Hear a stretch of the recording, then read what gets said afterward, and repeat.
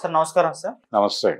Sir Venkatesh గారి పైన and రానా గారి పైన వీరిద్దరి పైన కూడా కేసు నమోదైంది, ఎఫ్ఐఆర్ అయిందని చెప్పేసి వార్తలు వినిపిస్తున్నాయి సార్. అసలు ఏం జరిగింది? వీళ్ళతో పాటు సురేష్ బాబు గారి పైన అండ్ అభిరామ్ పైన కూడా కేసులు నమోదయ్యాయి అంట కదా, అసలు ఏం జరిగింది సార్? ఏం ఇష్యూ అయింది? అంటే దక్కన్ హోటల్ అని ఒక నందకుమార్ అని అతను ఆల్రెడీ పొలిటికల్ ఏరియాలో కొన్ని కేసులు ఉన్నాయి అతని మీద లిటికెంటే. అతను తనకి చెందినటువంటి దక్కన్ హోటల్ని వెంకటేష్ గారి స్థలంలో ప్రారంభించాడు. ఫిలిం నగర్ ఎంట్రన్స్ లోనే ఉంటుంది అది. ఆ ఇంట్లో హోటల్ మొదలుపెట్టిన తర్వాత కొంతకాలం తర్వాత జిహెచ్ఎంసీ వాళ్ళు అభ్యంతరకరంగా ఉంది ఇక్కడ నిర్మాణాలు అన్న పద్ధతిలో కొంత కూల్చారు. వాళ్ళు కూల్చిన సందర్భంగా అదొక వివాదం. కోర్టు ఏం చెప్పిందంటే ఫర్దర్గా దానిలో ఎవరు ఏ రకమైనటువంటి అంటే నిర్మాణాలు కానీ కూల్చివేతలు కానీ ఏమీ జరగకుండా స్టేటస్ కో మెయింటైన్ చేయమని ఒక ఆర్డర్ ఇచ్చింది. ఆ తర్వాత అక్కడ హోటల్ జిహెచ్ఎంసీ వాళ్ళు ఎంటర్ అయ్యి కూల్చిన తర్వాత అక్కడ హోటల్ రన్ అవ్వలేదు. ఈలోపు వీళ్ళు ఏం చేశారంటే మిగిలిన భాగాన్ని కూల్చారు. కూల్చడంతో ఈ మిగిలిన భాగాన్ని కూల్చడం కోర్టు వ్యతిరేక చర్య, కోర్టు ధిక్కరణ అనే ఉద్దేశంతో తను ఇంకొక కేసు ఫైల్ చేశాడు వీళ్ళ మీద. కోర్టు ఉత్తర్వులకు లోబడి వ్యవహరించకుండా అతిక్రమించి కూలగొట్టారు పూర్తి స్థాయిలో అని కోర్టుకు వెళ్ళాడు. తను కోర్టుకు వెళ్ళిన తర్వాత ఇది చాలా కాలంగా నడుస్తోంది అతని మీద. అంటే వీళ్ళ మీద కేసులు నమోదు చేయటం కానీ అలాంటిదేం చేయలేదు. ఇతను కోర్టులో కంప్లైంట్ చేశాడు, లోకల్ పోలీసు పట్టించుకోలేదు. ఇది పరిస్థితి. అయితే ఇప్పుడు ప్రత్యేకంగా నాంపల్లి కోర్టు ఏం చేసిందంటే ఇతను ఒక కంప్లైంట్ చేస్తున్నాడు కదా గతంలో, అంటే జిహెచ్ఎంసీ వాళ్ళు కూల్చేసిన తర్వాత కోర్టు చెప్పినటువంటి నిర్ణయం, ఆ స్థలంలో ఎటువంటి కార్యక్రమాలు టేకప్ చేయొద్దు అని కోర్టు చెప్పిన నిర్ణయానికి వ్యతిరేకంగా వాళ్ళు ఎంటర్ అయ్యి వ్యవహరించారు కాబట్టి కేసు ఎందుకు పెట్టకూడదు, అది కోర్టు నిర్ణయం అతిక్రమణ కిందకు వస్తుంది కదా అని ఏదైతే కంప్లైంట్ ఇచ్చినటువంటి వ్యక్తి వాదిస్తున్నాడో ఆ వాదనతో కోర్టు ఏకీభవించి వాళ్ళ మీద కేసు ఎందుకు నమోదు చేయకూడదు, మీరు ఎందుకు చేయలేదు అనేది ఫిలిం నగర్ పోలీసుల్ని క్వశ్చన్ చేసింది. క్వశ్చన్ చేయడంతో ఇప్పుడు వీళ్ళు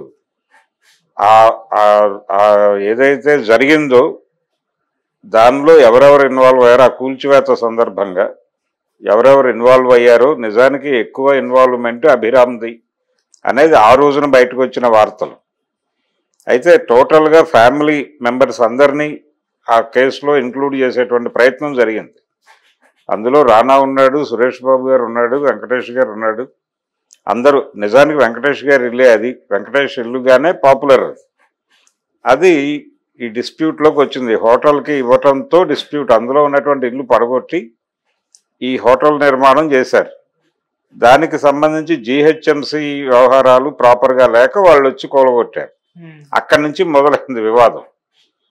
ఇది ప్రభుత్వానికి హోటల్కి జరగాల్సిన వివాదం అనుకోకుండా ఒక టర్న్ తీసుకుని స్థల వివాదంగా మారి స్థలం తాలూకా యజమానులకి ఆ హోటల్ నిర్వాహకుడికి మధ్య వివాదంగా మారిపోయింది.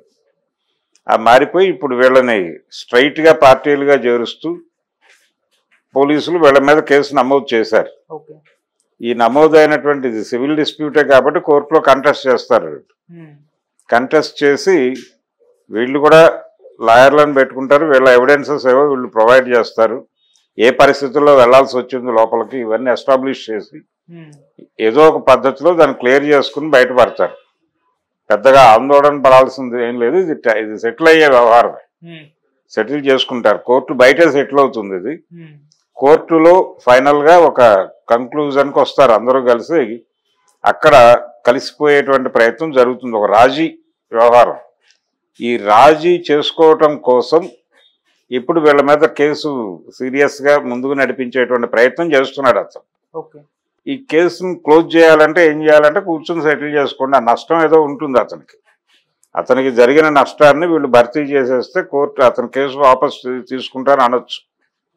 అలా ఇది కోర్టు బయట సెటిల్ అయ్యేది తప్ప కోర్టులో మెరిట్స్ మీద వెళ్ళి కేసు నడిపి తర్వాత ఎప్పుడో కోర్టు నిర్ణయం వచ్చినప్పుడు ఫర్దర్ కార్యక్రమాలు చేద్దాం అన్నంత కాలం వీళ్ళు ఎదురు చూస్తారా అనేది అనుమానమే. అందుకని కోర్టు బయటే సెటిల్ అవుతుంది. దాదాపు ఇలాంటి సివిల్ వివాదాలన్నీ కోర్టు బయటే సెటిల్ అవుతాయి. ఆ సెటిల్మెంట్ను వేగవంతం చేయడానికి అతను విపరీతంగా కృషి చేసి చాలా ఏళ్ల నుంచి నడుస్తోంది ఈ కేసు. ఈ రోజున కొత్త కేసు కాదు, అది నిన్న మొన్న జరిగిన ఎపిసోడ్ కాదు, ఇది చాలా కాలం ఉంది, దీనికి చాలా వయసు ఉంది. ఇంత వయసు ఉన్నటువంటి కేసులో ఏదో ఒకటి బెటర్గా పొందుదాము అని అతను అనుకుని ఈ చేసినటువంటి కృషి ఫలించి ఈ రోజున కోర్టు నుంచి ఒక డైరెక్షన్ అయితే వచ్చింది పోలీసులకి. ఈ డైరెక్షన్ ప్రకారం మరి వాళ్ళు వెళ్ళి నోటీసులు సర్వ్ చేయాలి. ఇప్పుడు వీళ్ళకి సర్వ్ చేసిన తర్వాత వాళ్ళు లీగల్ ఎక్స్పర్ట్స్ చెప్పిన మేరకు వాళ్ళు ఎలా వ్యవహరించాలో అలా వ్యవహరిస్తారు. వ్యవహరించిన తర్వాత ఇది ఎలాగూ అడ్వకేట్స్ మధ్యలో సెటిల్ అయ్యే వ్యవహారమే. కూర్చోబెట్టి మాట్లాడేసి ఏదో ఒక అమౌంట్ సెటిల్ చేసి అతను నష్టపరిహారం కోర్టులో కేసు విత్డ్రా చేయించేసుకుంటే క్లోజ్ అయిపోతుంది. చూద్దాం, ఇంకొక 6 నెలలు నడుస్తుంది ఈ డ్రామా, తర్వాత ఏదో క్లారిటీ వచ్చేస్తుంది. అంటే సినిమా టైంలో ఎటువంటి ఇష్యూస్ ఇబ్బంది ఉండవచ్చా?